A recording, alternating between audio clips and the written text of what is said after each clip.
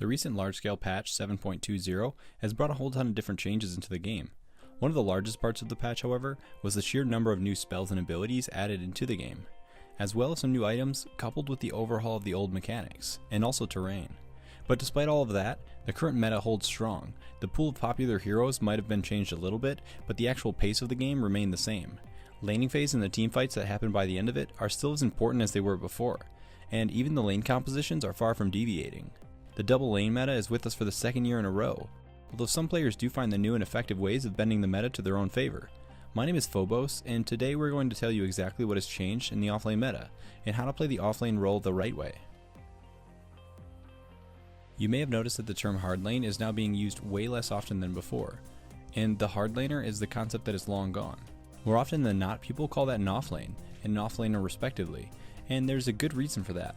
The easy lane has long since ceased to be so easy, whereas the hard lane is not as hard anymore. By the time the 8th International has dawned, many of the teams were actually using a 3 fully pledged carry strategy, where all 3 of the core heroes were late game beasts, but they proved to be ineffective in the end, as the actual winners were able to defeat them with a more traditional kind of offlaners, capable of putting up some good fights from the start.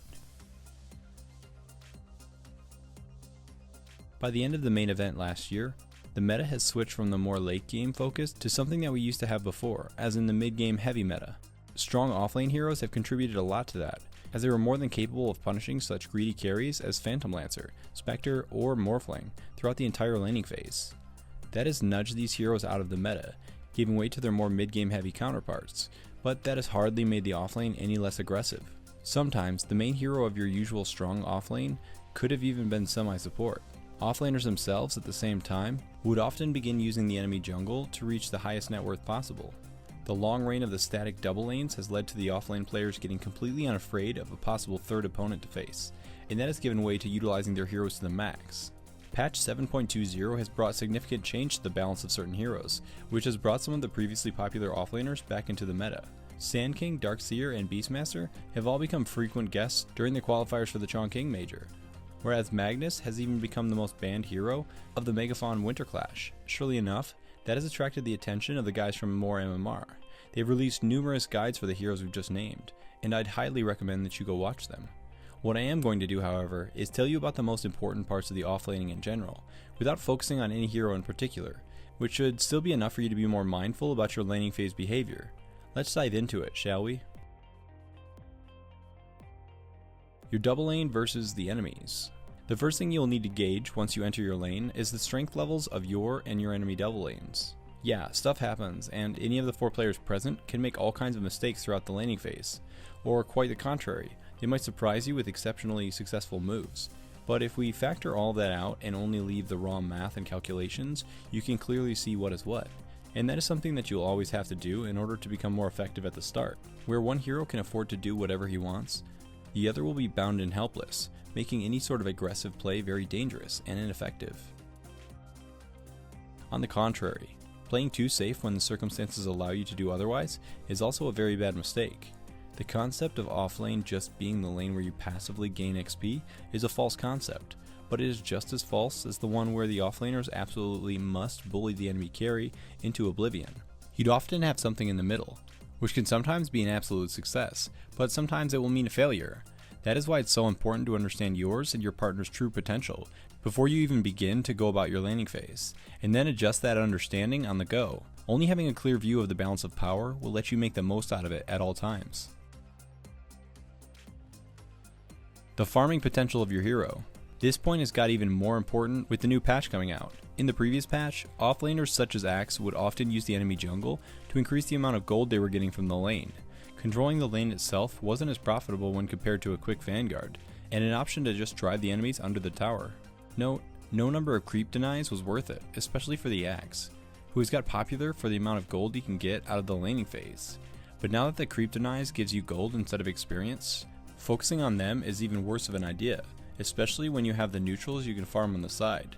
And now that Sand King and Darkseer are back in the meta, that kind of thinking has gotten even more popular.